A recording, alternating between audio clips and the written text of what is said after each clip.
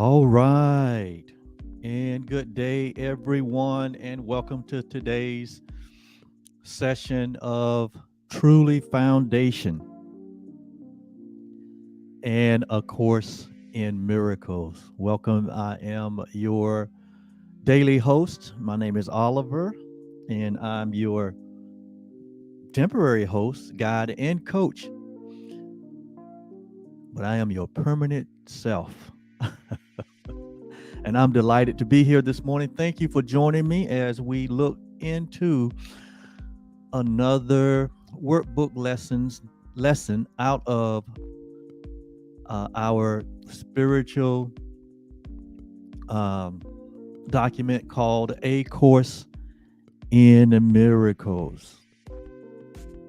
And today we're going to share another review session with us. We're going to do some commentary on workbook lesson 217. 217. We are moving on down this road that has no distance called oneness. And so as we look at workbook lesson 217, it is actually a review of a workbook lesson we did a few weeks ago. It was workbook lesson 197.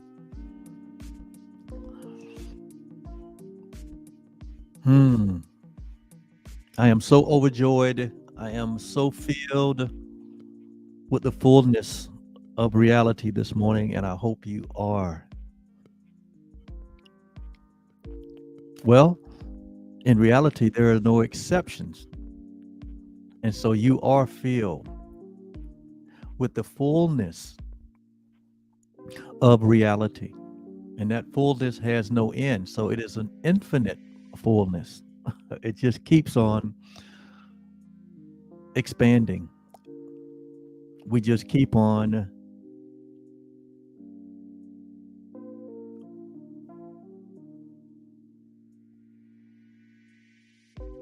growing in our awareness of an endless self that we share with each other.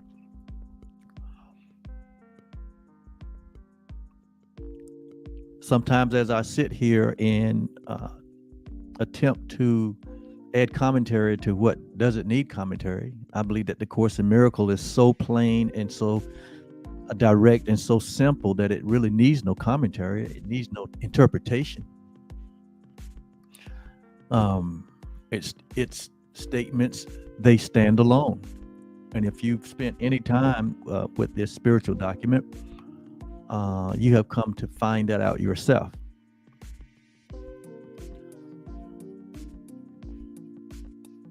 And so today's lesson 217, we'll start just like we've started all of the other 16 review lessons. And we're about at the end of this review period. We only have 3 more review periods to go, and then we're going to move on to the next phase of this process that we call transformation, where we are being renewed, or we're being transformed by the renewing of our mind. Basically, we're in transformation. The end of transformation is the knowing of our original. It is a return to our original. I've heard it said our original habitat. Like I know that a greater part of humanity is not comfortable in life, not comfortable in their, what we say, in their skin. And there's a tremendous amount of anxiety,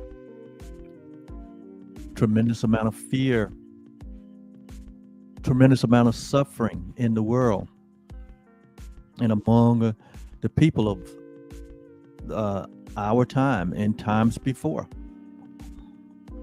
And we've also mentioned that all other parts of creation seem to be at peace and at home and have adjusted to their in their habitat or their environment, like the animal kingdom or the vegetation kingdom, or if you look in the um, if you look out in the what you call the universe, there seems to be this complete order.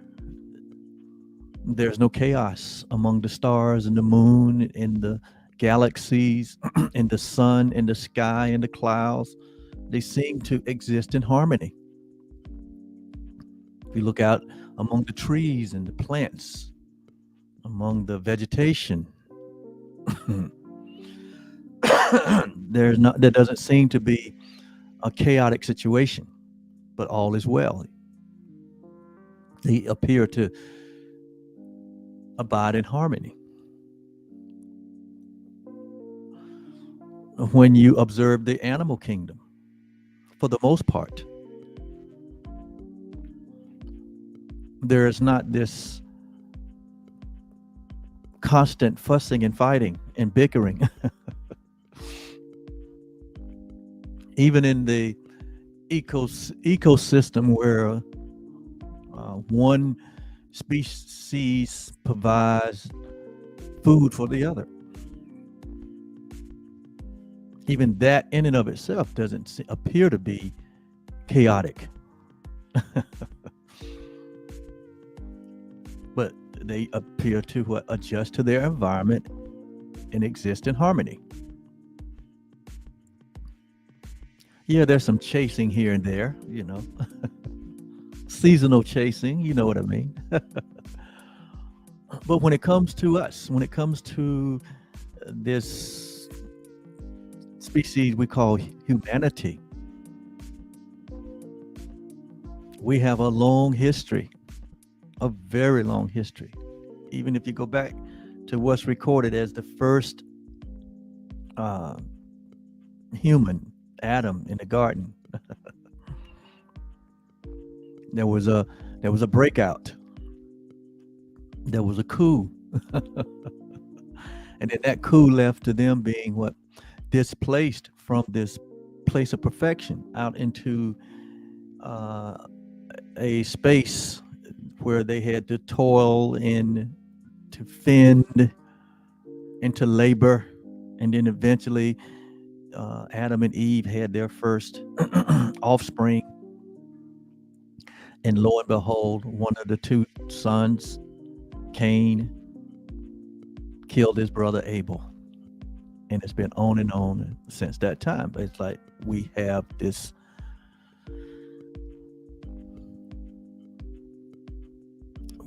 confusion about who we are, to the point that we seek to destroy one another.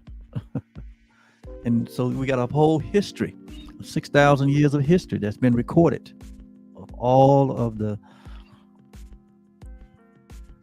disorder and the confusion and the murdering and the taking from one another.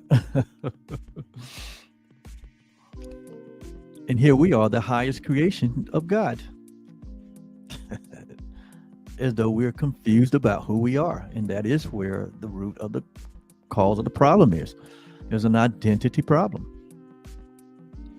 When we look in one another's eye, we know that there is sameness, that each and every one of us, or each and every one of us, or each and every one of us are ours brothers and sisters, that we are of one creation, that we are the same, that we are different than all the other elements of life, that we have this infinite capacity within us, that we have this godliness in us, that we have access to infinite intelligence with this capacity to create infinitely.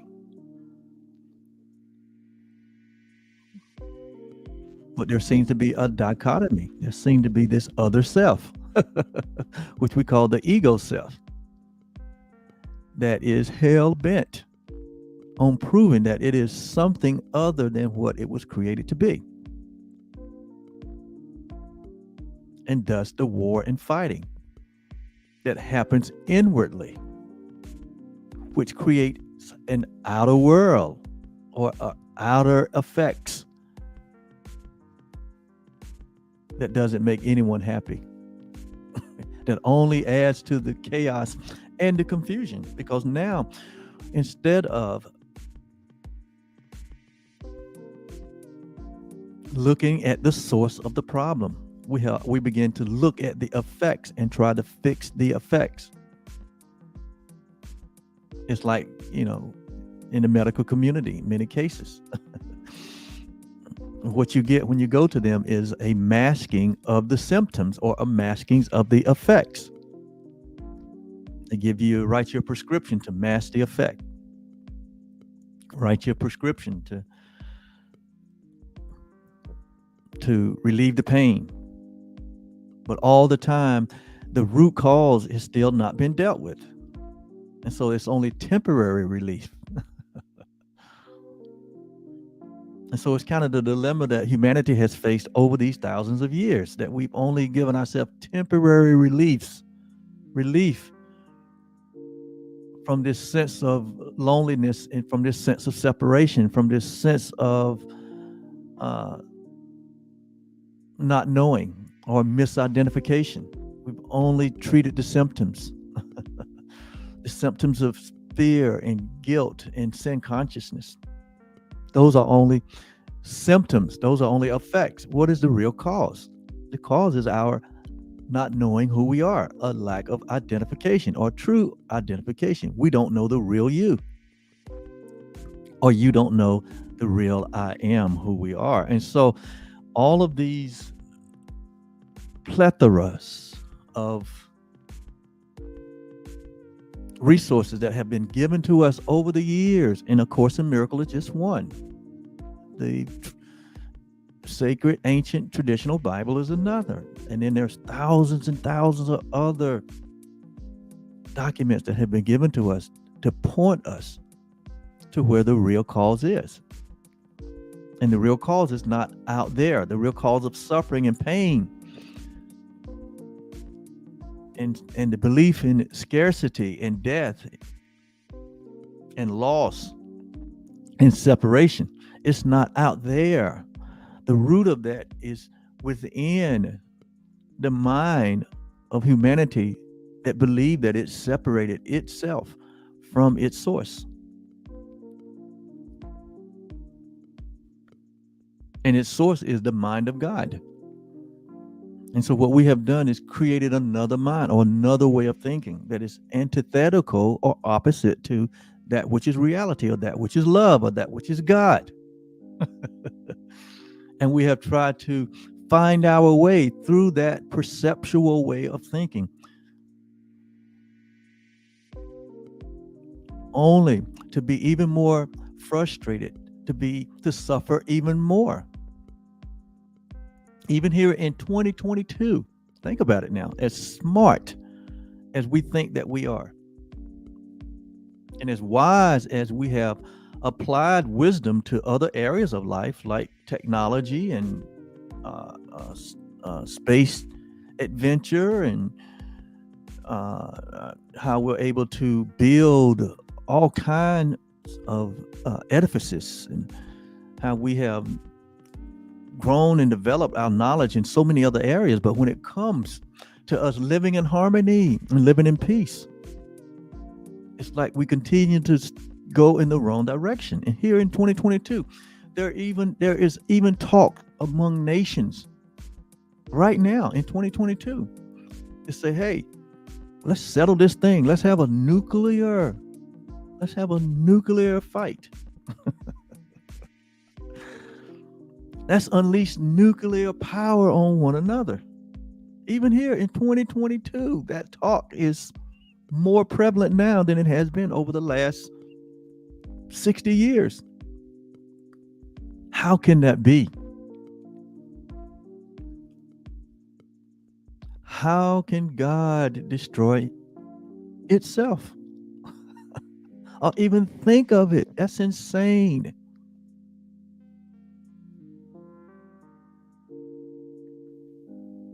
Forgive me, I had something that was irritating me. It's insane. And so it's even more needful for platforms and voices like this that are designed to help us to consider our ways, consider our path, and redirect us back to the truth that is true always. And what is that truth that is true always? That there is only the one. That there's only the one life. And that is the one life that we all share. And if we seek to destroy that one life that we all share, what is the outcome? So it's insane for us to look at one another.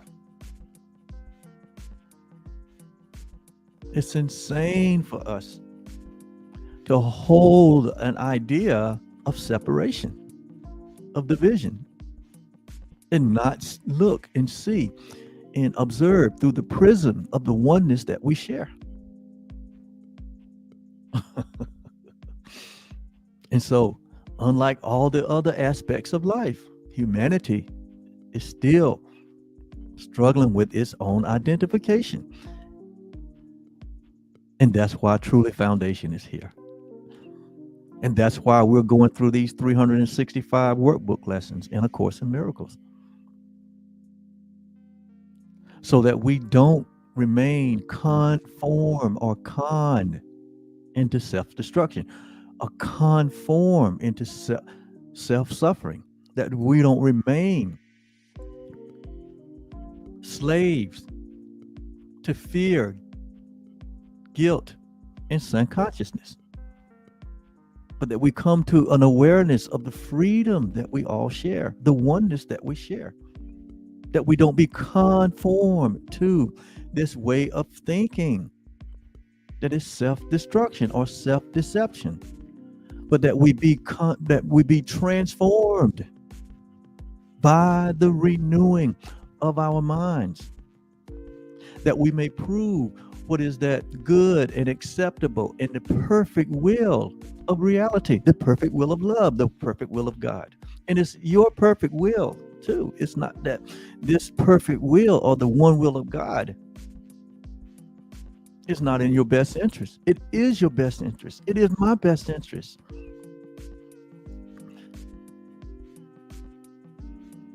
That's why that line in the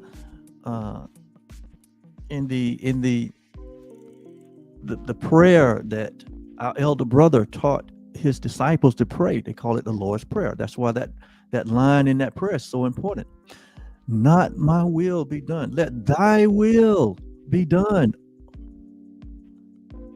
on earth as it is where? In heaven. What is the will of God in heaven? Oneness. Joy, happiness, peace. That's the will of God in heaven. He says, so let that be what the will of God on earth. Let that be the will of humanity, really. Because all power and all authority and all accountability has been given unto us in heaven and in earth. So we are the God of this world. We are the one that created the content in this world. You're the one that is the creator of the content of your life. You're the creator of every activity and every event, every sensation, every relationship, every perception. You are the origin of that in all of your experiences. You are. I am.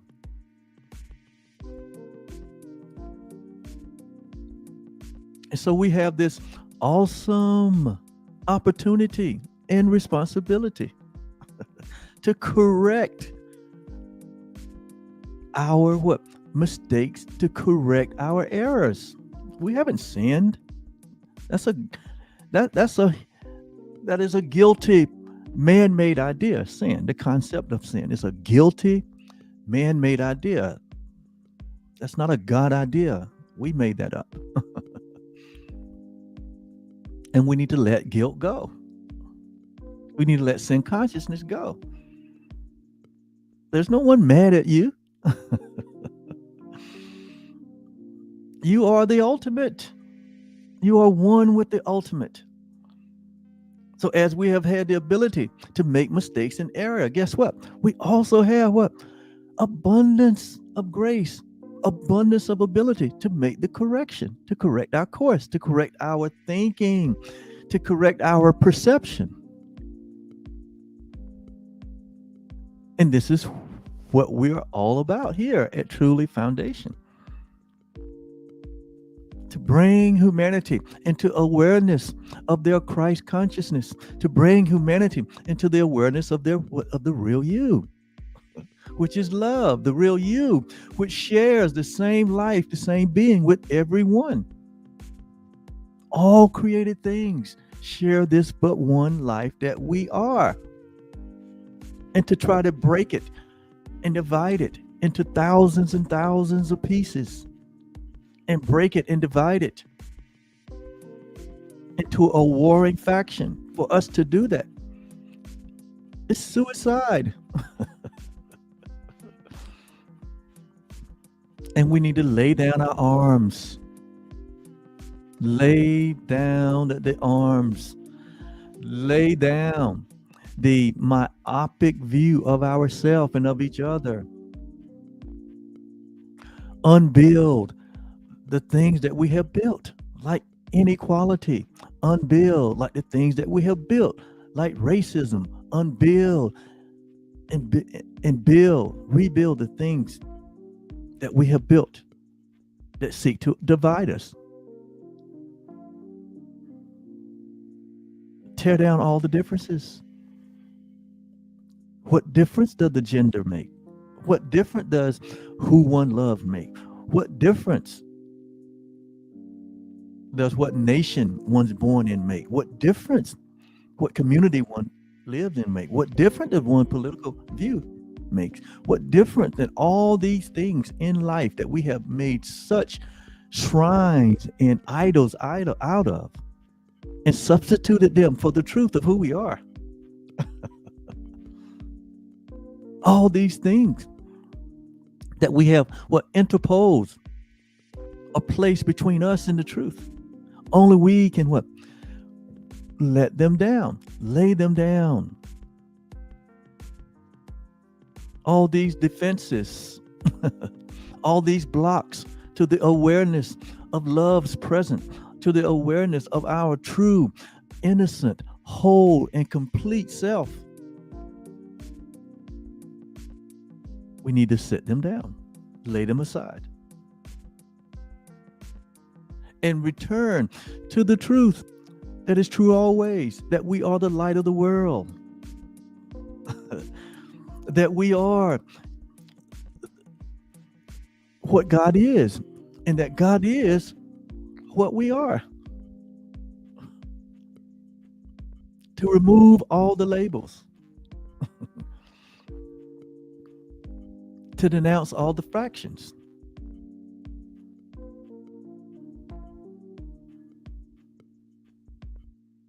to separate ourselves from sin consciousness, guilt, and fear, and to see each other, to see all humanity as ourselves.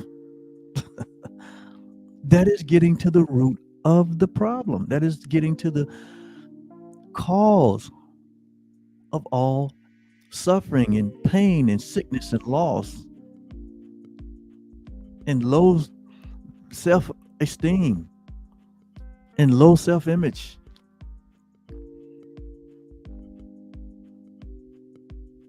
It is what stands between us and the peace that you desire. What stands in between you and the happiness and the joy and the peace that you desire is these ideas that we have created in our minds of these separated selves that are different than all other selves.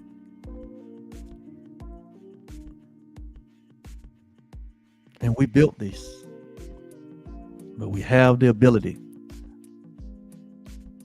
to tear them down. And so in 217 today, we begin with our central theme for this review period.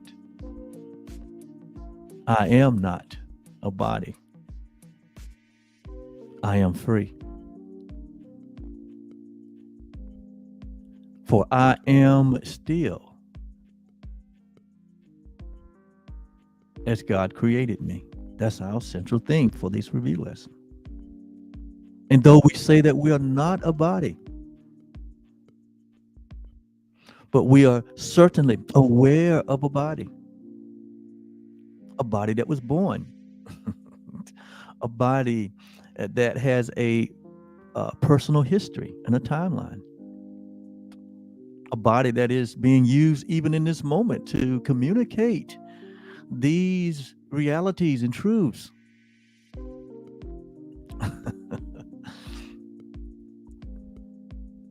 The writer in one of the New Testament books says that we have this treasure in earthen vessels.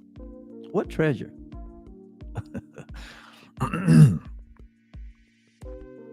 So there is an awareness of an earthen vessel. There's an awareness of a body. But we are not that. But the body, it becomes this healthy, serviceable instrument, earthen vessel, temple, as it's referred to. So the whole idea is that the body houses who we really are, or it houses the Spirit of God, or it houses our true self. Well, that is I would call it that is a backward perception. Because who we really are cannot be contained in form or time or space. We're outside of that. And so it is our awareness that there is a body by which we can, in this three-dimensional world, bring this expression of truth, bring this expression of reality, bring this expression of oneness into a three-dimensional world that has gone a little cray-cray. And so that's the correct orientation. The correct orientation is that the real, infinite, one being that we share with each other and with God is outside of this earthen vessel. It's outside of this time and space three-dimensional world. But mystically, we're able to be here and bring these grandiose realities into the three-dimensional space so that we can bring harmony back into even the three-dimensional space.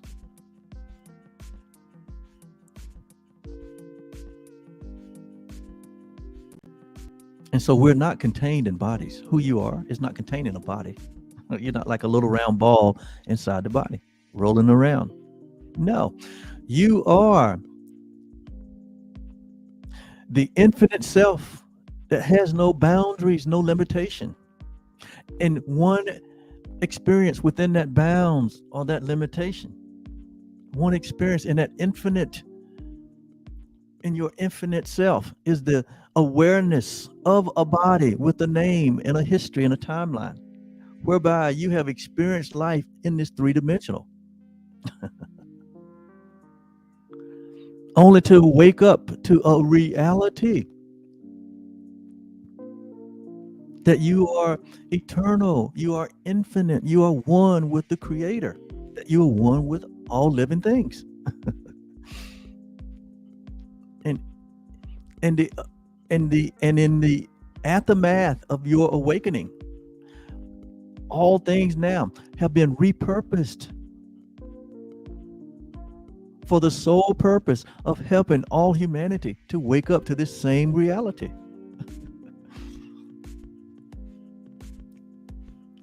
So that we lay down every illusion that we have had about ourselves and about each other, so that all the non-loving events and activities and acts in this world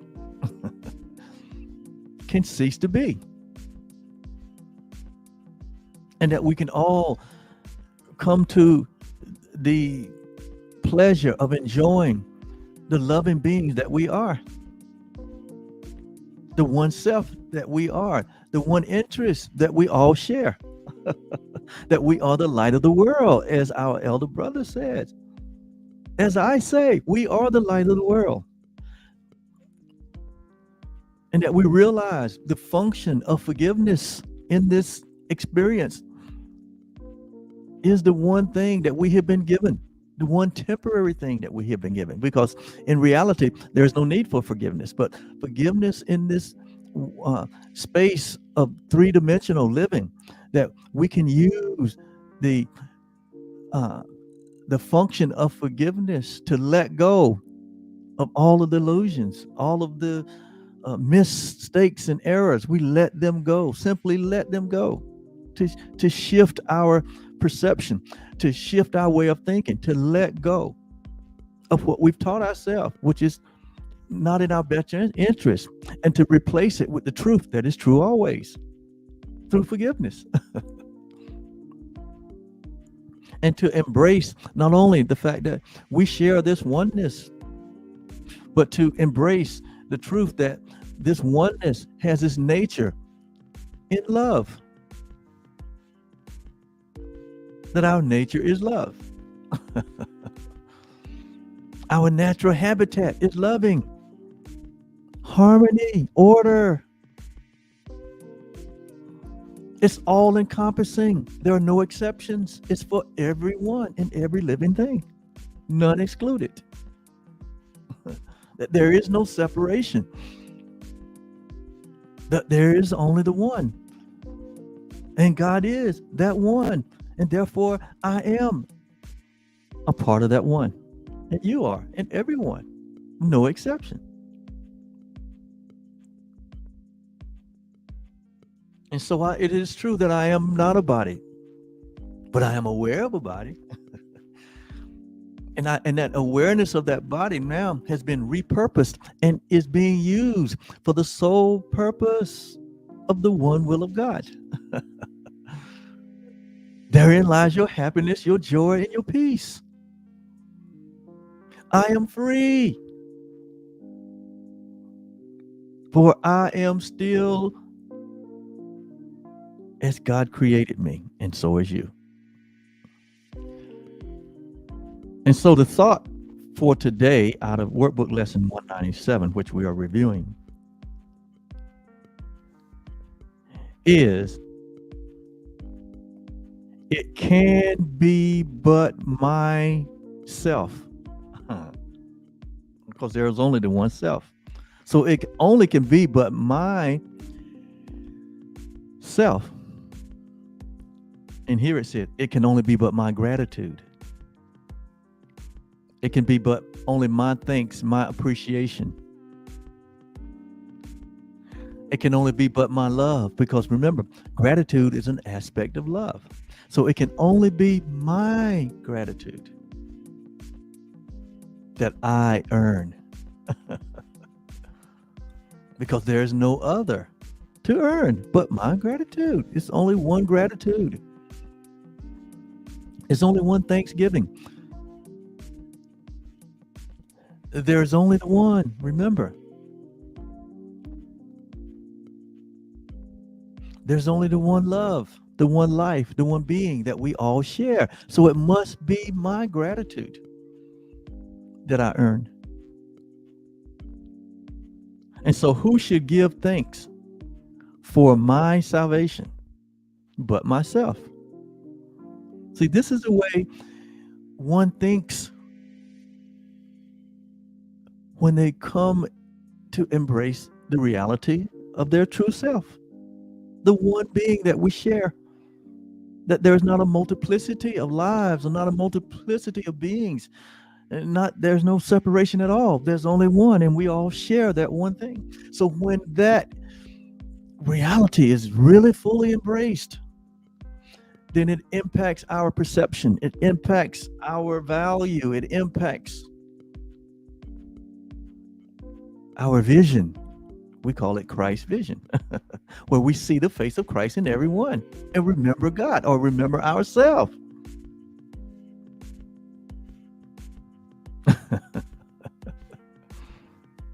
Jesus said, when the eye is single, eye is symbolic of the vision. When our vision is single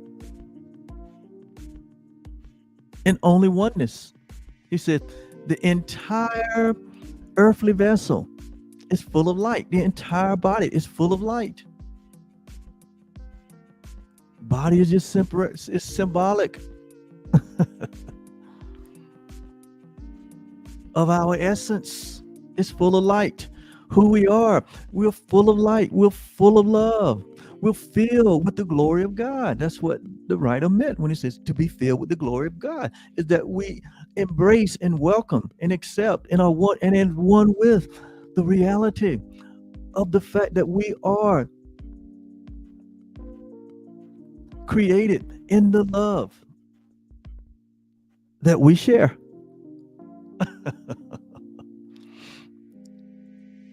And so, who should give thanks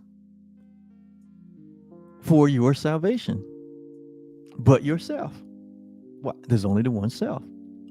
That means you don't need any external stimuli. You don't need any external approval. You don't need to look outside of yourself for any validation. The validation was placed in you, in creation, and in everyone. And so, and how but through this experience of being returned to my true self, he says, how but through this coming to know and awakening to these realities. He says, how but through the experience of returning home can I find that the true self that we share, to whom my thanks is due. So all of us, as the one of us, we give thanks. We are grateful only to that which is the truth of our oneness, that which is the truth of our nature of love, that which is truth.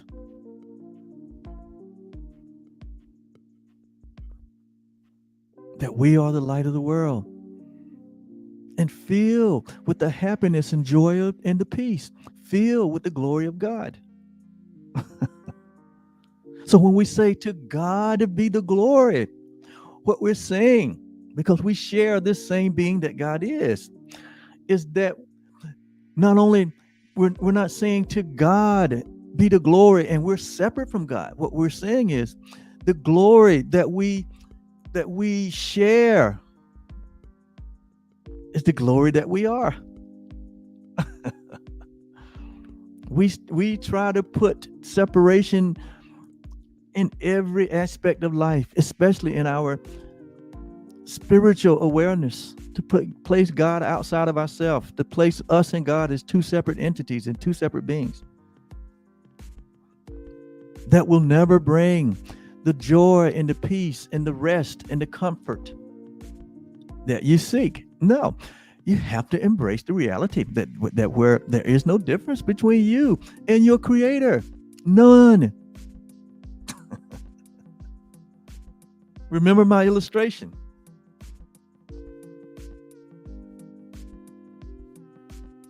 That's the creator. This rubber band. And all that the creator has done is extended its very own essence And in that place of extension, it says, it looked at itself and says, it's very good. I am. This is the I am. But nothing has changed. All that's in the extension or in creation is in the original. All. So God, in creation and in his wisdom, has shared his very own self and called that sharing creation is called that self, that extension. He's called it what? He's called it the I am. He looked at himself and said, I am. And in that self, which is the very same self, he said, I created myself, and he called it you and me. And we've labeled it, we've doubled down, we've shrink that reality down to we're here and God's there. We shrinked it down to God is the Father, I'm the Son. We shrinked it down to all these different ways of separating ourselves from being the very self that God is. And none of that has brought us the experience of our true self. But Paul said it was in a mystery. Christ in you, the hope of glory. Or he went on. He could go on one more step and says, "What Christ is you, or Christ as you," because that's the truth. There's only the one. Christ is a symbolic that we're all one. That's why sacred writing said that God has reconciled all things back into the one thing. Reconcile the whole world back into the one thing. He called it what? Himself, or the self, the one life that we share.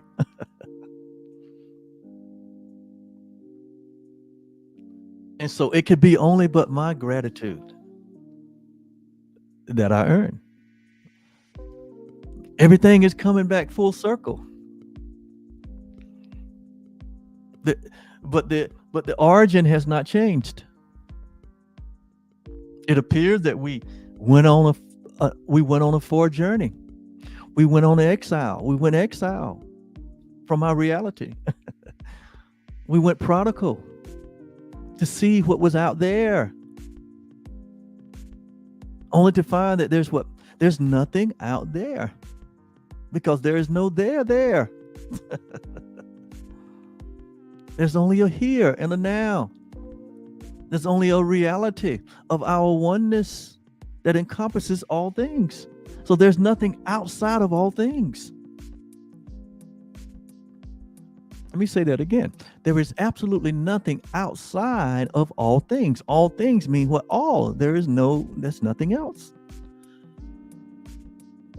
So this very thing called God or called life is all encompassing. It's not separate, but it's one. And that's the oneness that we share. So there is nothing missing. There's nothing to chase. There's nothing to look for. There's nothing that's broken.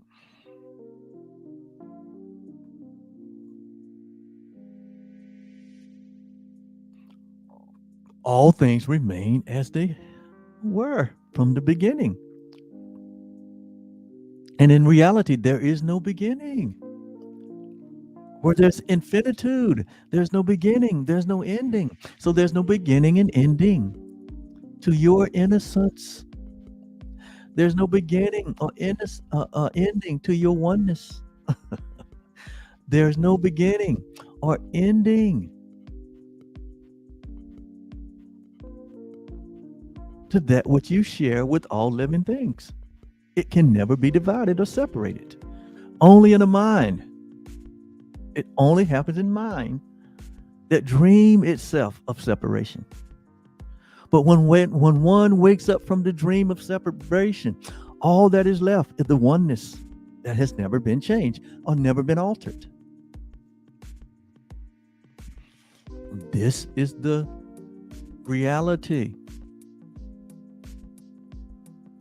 or the reality of the thoughts that we share with God. When we let down our fences or defenses, when we remove the blocks to the awareness of love's presence, that love is the only thing that is present. That's why we were going through these exercises day in and day out, 365 days, taking one thought of God each day, meditating on it, unpacking it, exploring it. We could take it at its face value, but because we have highly trained ourselves to be in opposition to the truth, we have to spend time and brick by brick, reality by reality, idea by idea, restore or renew the mind back to its original state. And so it takes time in time. And so that's why we spend this time together every day. And thank you for joining me.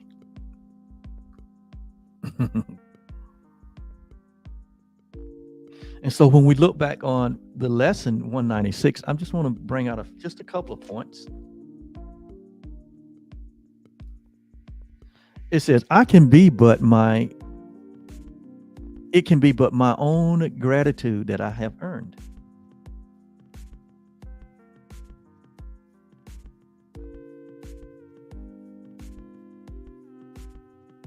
Here is the second step we take to free our mind from the belief in outside force, the belief in something outside of ourselves. This is a second step that we're taking to free ourselves from the belief. See, all of our troubles, all of our suffering comes from a system of belief, a system of thought. We call it the ego thought system. And until we recognize that, until we step back and we can and recognize it's my thinking that's the trouble, that's the problem. It's because my thinking creates my perceptions, and my perceptions creates my actions, and my actions creates my results. And so the result of not living in peace, the result of being uncomfortable in my skin, the result of war and fighting and sickness and disease and suffering and lack and pain has its roots in my thinking. So the thinking is what needs to be corrected, not the effects. You could never fix your thinking in war or pain or suffering or disharmony. You can only fix it by causation. What is the causation?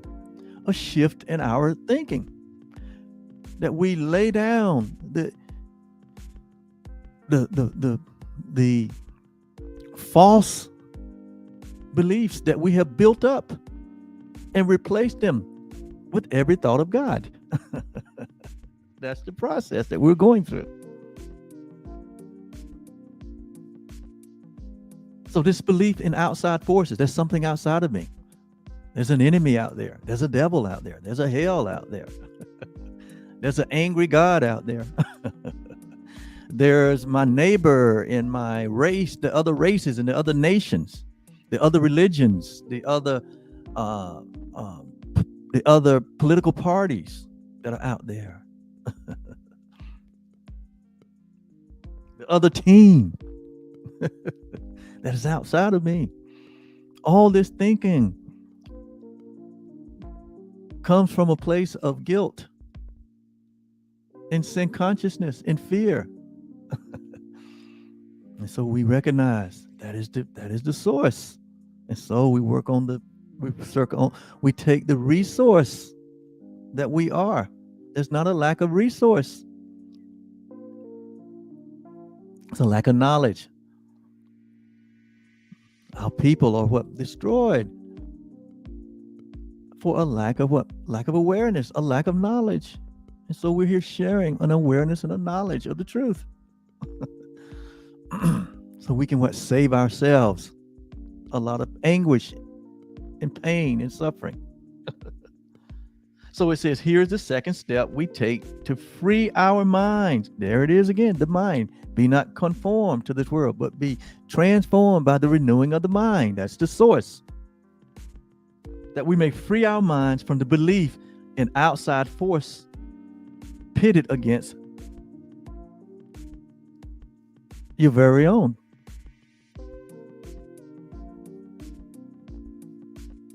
And so this whole idea that there's something outside of us is an insane idea. There's nothing outside of you.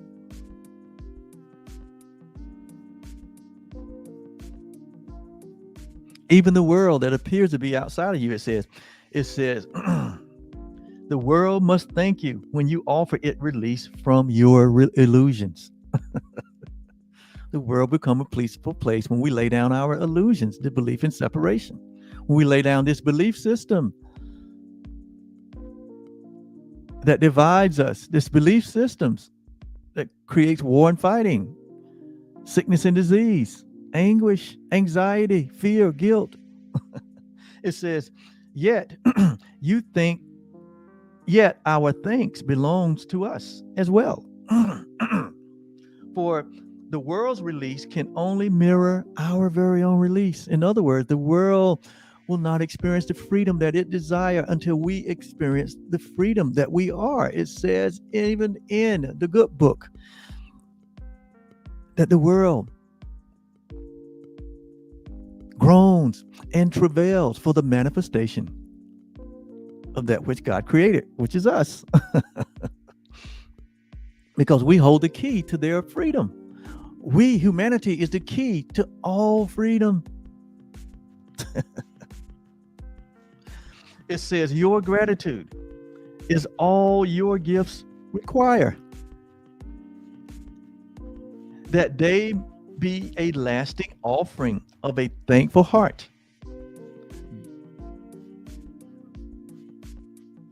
Released from hell forever.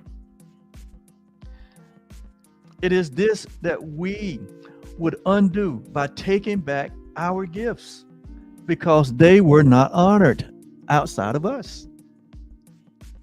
It is us, it is you who honor them and give them fitting thanks, for it is you who have received the gifts. What are the gifts?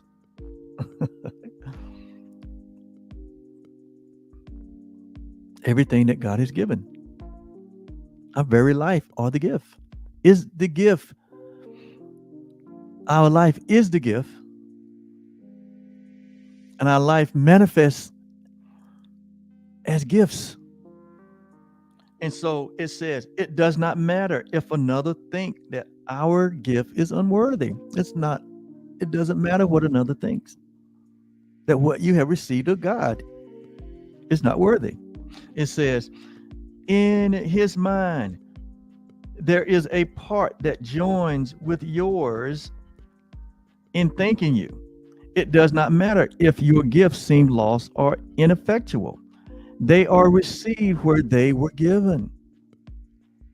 In your gratitude, are they accepted universally and thankfully acknowledged by the heart of our Creator himself or itself?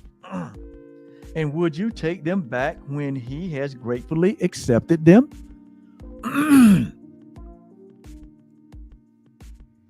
God blesses every gift that you give to him. And every gift is given him because it can be given only to yourself. And what belongs to God must be his own. Yet you will never realize his gifts are sure. They are eternal. They are changeless.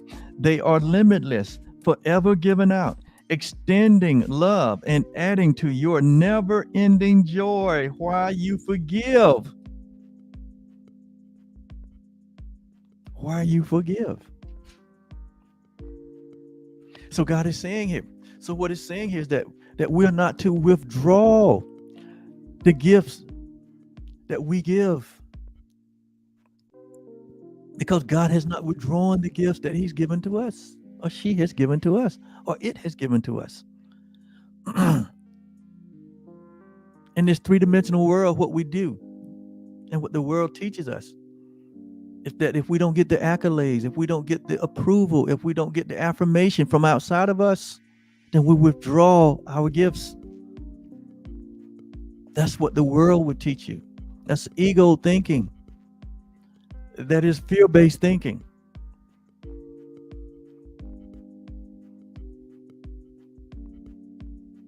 And so it says, withdraw the gift you give, and you will think that what is given has been withdrawn from you. You would think that the life that we share with God, you think the gifts that God has given you have been withdrawn.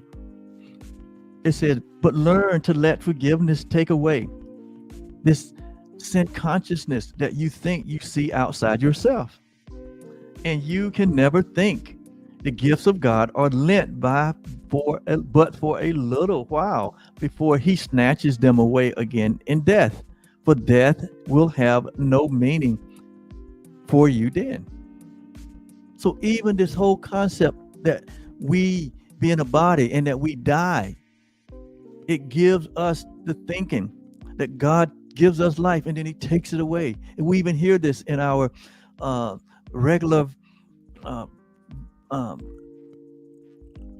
sayings, God giveth and God taketh away. Well, you know, that whole idea comes from this, that we actually believe that God gives and God takes away. How can that which is life take away life? We say it all the time. God took him, God took her.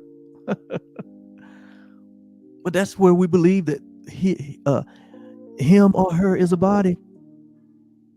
And so it leads to other low-level vibrational thinking, like God is a giver and then God takes away. How can God give and take away? He would have to take away from his very own self, because that which he gives is his very own self. There's a verse of scripture in Romans chapter 8, verse 29. Chapter 11, verse 29. It says, for the gifts and the callings of God, for the gifts and the callings of God.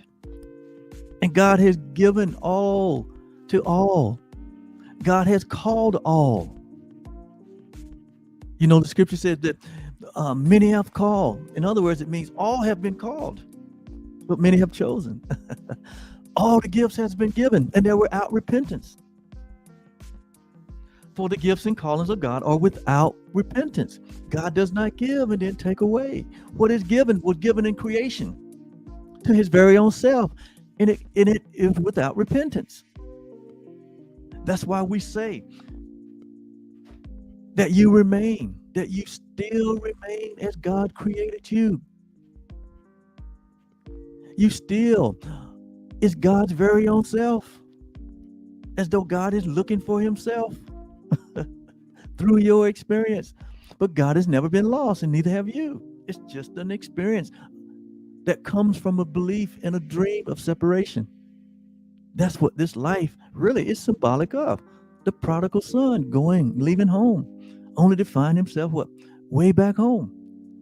Runaway child running wild. You better go back home where you belong. And then when we get back home, we realize that we was on a journey that we never left. We was only dreaming of exile. We was only dreaming of being separate.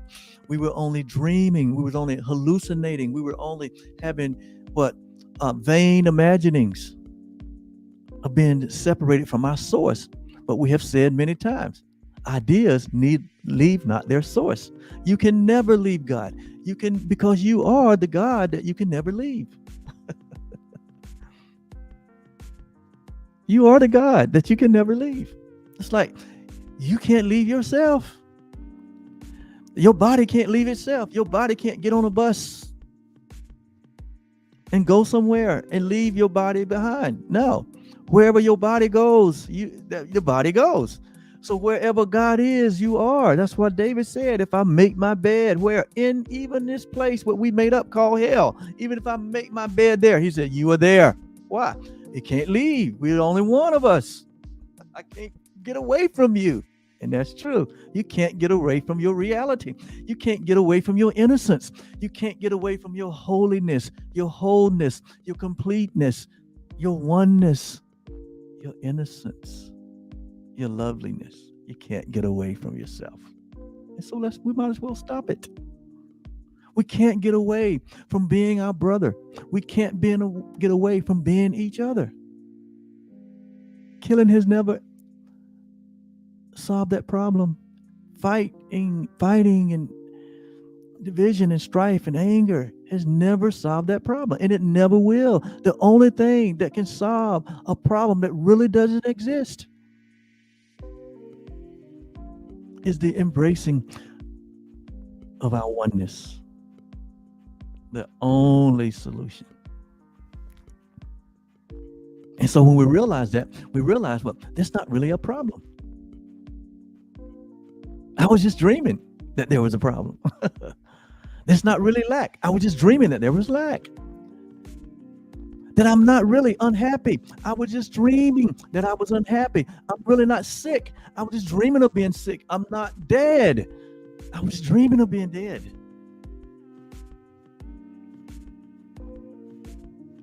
I'm not this place of anxiety. I was just dreaming of being anxiety. I'm not fearful. I was just dreaming of being fear. I'm not weak. I was just dreaming of being weak. I'm not black or white or red or green or Republican or Democrat or a redskin or a cowboy or a Raider fan. I'm not none of that. I'm not that body that was birthed out of my mother's womb. I'm not that. I'm not broke. I was just dreaming of being broke. I'm not rich. I was just dreaming of being rich. I'm not any of these things. I'm not any of these experiences. I am the observer of it all. I am the what? I am the backdrop of all of that. I am the changeless one. I am the unaltered one. I am the what? I am the divine one. I'm the infinite one. I'm the one that fuel and provide the energy for these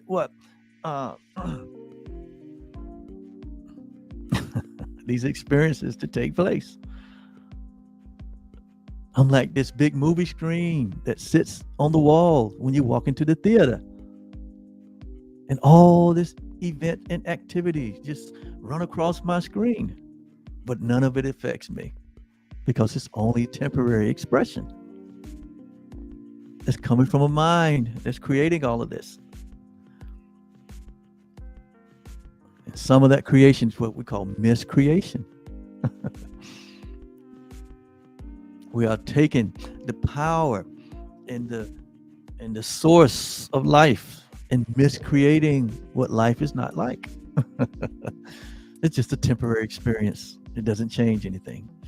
When the movie is over, you get up and walk out the theater, and the screen remains as it was when you walked in the theater. Likewise, when you wake up to your true self, the innocent self, the infinite self, the eternal self that you are, the changeless, unaltered self, the self that has no beginning and no end, the self that creates like itself, the self that is truth, the self that is knowing, the self that is of one law, the law of God, the self that has no beginning and no end, the self that has its nature as love, the self that is filled with gratitude, thanksgiving. When you wake up to that self,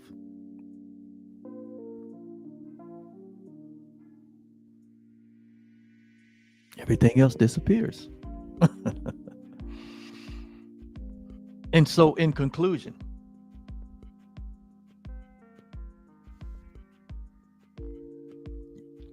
you have earned the gratitude. You have denied yourself. When you forgot the function God has given you, we denied the gratitude that we are when we forgot our function. Our function is forgiveness. Our function is what? The light of the world. And so when we forget that, we also what? We also deny the gratitude that we are.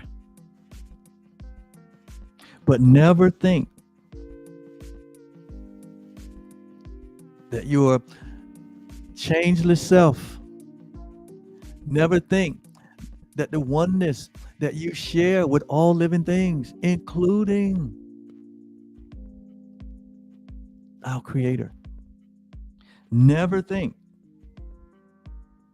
that this has ever ceased to offer thanks unto you. Who we are in reality is always extending thanks unto you, into your innocence, into your will oneness, into your wholeness, into your sinlessness.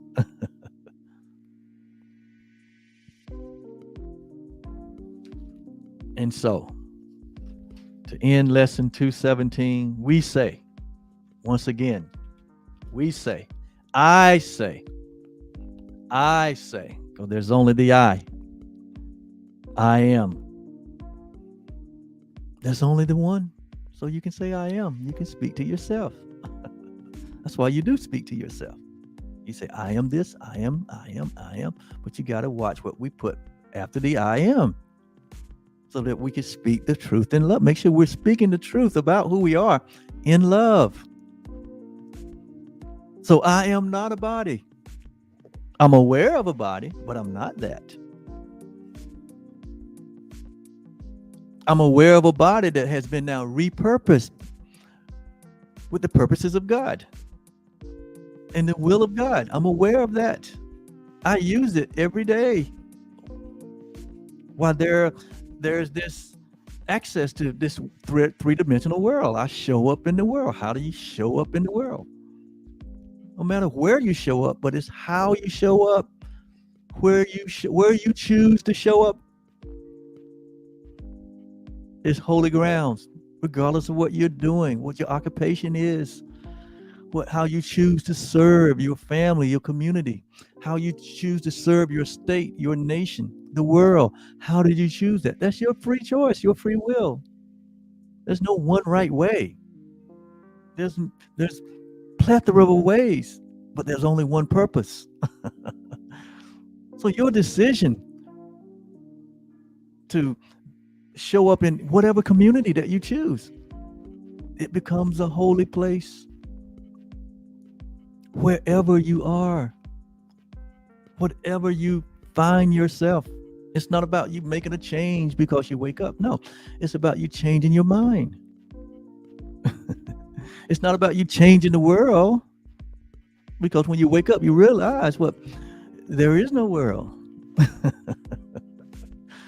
But it's about what? Changing your mind, which change your perception, a shift in perception. That's what the Course in Miracles is about. A miracle is a shift in the way we think, the way we perceive, which will affect the way we act, which will affect the results, our experience. Show up in the world, in whatever way that makes you happy. Whatever is in your heart that you desire to be, to do, to give, to express, to extend, to heal, to solve, whatever. There's opportunities everywhere. What makes you come alive? Go be in that environment, but be the light of the world in that environment. Wherever job you have, whatever business you may build, or whatever volunteering you may do, it doesn't matter. It does not matter. Wherever you are is the right place. Wherever you are is holy ground. Whatever you are, wherever you're sitting. Say if you're sitting in a body that appears to be malfunctioning, if you're sitting in a place where there's limitations within the body, it doesn't matter. Wherever you find yourself. Remember, because you are not that body. So the body cannot restrict you for being the light that you are. It cannot restrict you, your function of forgiving and forgiveness. Wherever you are, you are not a body, but you are free, but you are aware of a body. For I am still as God created me.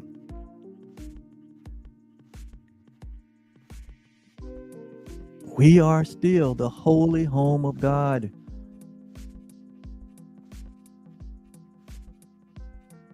It can be but my gratitude that I earn.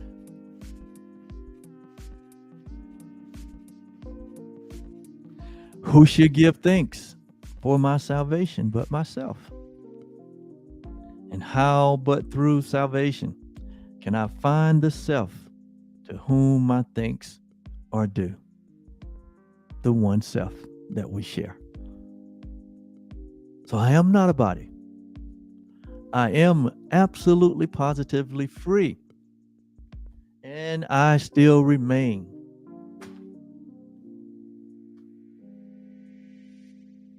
as I created me. Yes, we can go there. Don't be afraid of who you are. Do not be afraid of who you are. We are, and that's part of it. We're afraid of ourselves. We're afraid of our true identity.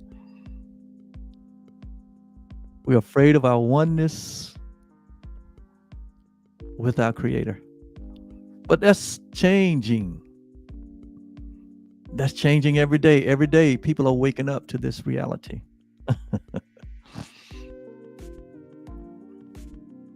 And time and space cease to be as it was.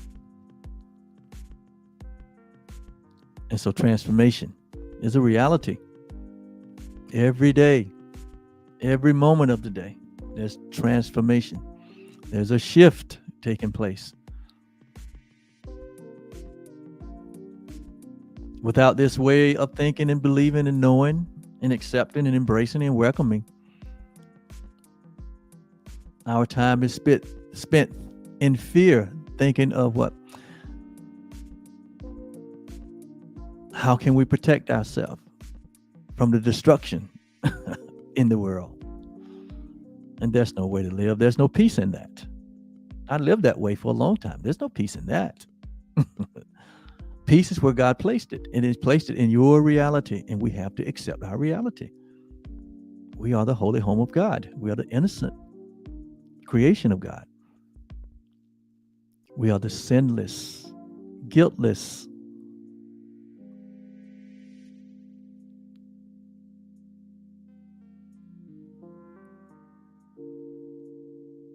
Yes, we are sinless, guiltless, infinite, and eternal. Higher than the heavens, as the scripture says. It made us higher than the heavens. So thank you so much. Have a great day. We'll be back on tomorrow.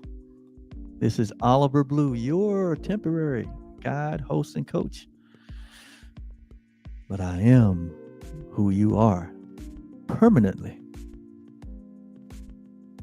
Bye-bye.